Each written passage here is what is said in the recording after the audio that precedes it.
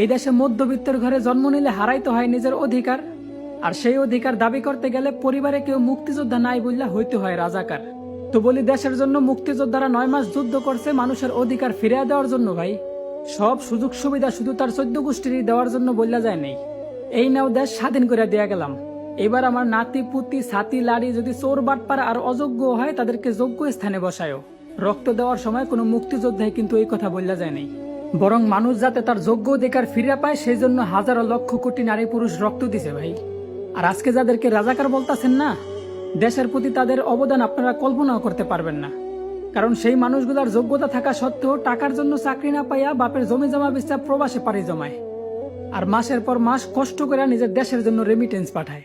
যেখানে আমাদের পূর্বপুরুষরা একটা মেয়ের সম্মান রক্ষার্থে বড় বড় যুদ্ধ করতেও দ্বিধাবোধ করে নেই, সেখানে আজ আমাদের রাজপথে মানুষ মানুষের উপর হিংস্র প্রাণীর মতো ঝাঁপায় পড়তেছে, আর তাদের শিকার থেকে কোনো